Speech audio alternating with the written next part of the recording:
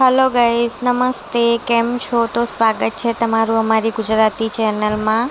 Gujarati cooking 17M channel છે મારી.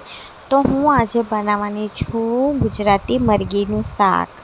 તો એના માટે મેં તેલ ગરમ કરી લીધું છે. પછી આદું અને લસણની પેસ્ટ વાટીને હું તૈયાર કરી લીધી હતી. તો તેલમાં ફ્રાય કરી છે ગોલ્ડન બ્રાઉન થાય ત્યાં સુધી. પછી એક વાટકો ભરીને કાંદો કાપ્યો છે. તો તેને સારી રીતના કાંદો નાખી ચારવી લઈશું. પછી એક પ્લેટમાં મેં મીઠું, ધાણો પાવડર, ગરમ મસાલો, લાલ મરચું પાવડર અને કશ્મીરી લાલ મરચું પાવડર એ બધું કાઢીને મેં કાંદામાં સારી રીતના મિક્સ કરી લીધું છે. અને કાંદાને થોડીવાર મેં ચેડવી નાખ્યો છે.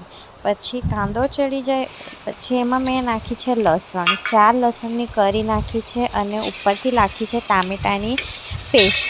ટામેટું પીસી લીધું છે, 2 ટામેટાં પીસ્યા છે તકે એની છે ને ગ્રેવી થોડી સારી આવે.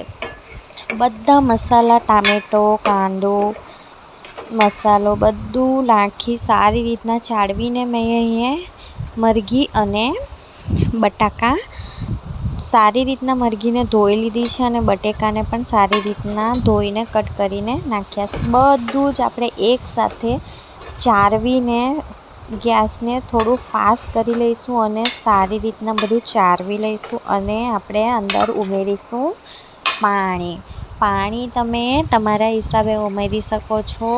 વધારે જ રસો જોઈતો હોય તો વધારે અને થોડો રસો જોઈતો હોય તો થોડુંક ઉમેરો. પછી એને અડધો કલાક માટે ઢાંકીને થવા દીધું છે. અને પછી મેં અંદર બાદશાહનો ચિકન મસાલો ઉપરથી નાખ્યો છે અને થોડી દેર પછી હજુ ચડવા દીધું. તો તૈયાર થઈ ગયું છે અમારું મરઘીનું શાક. અને ઉપરથી નાખ્યું છે ધાણો કાપીને ચારવી લીધું છે અને સર્વ કરી લીધું છે. તો કેવું બન્યું મરઘીનું શાક કોમેન્ટ કરી જરૂર બતાવજો. અને આપ પણ બનાવજો ગુજરાતી મરઘીનું શાક.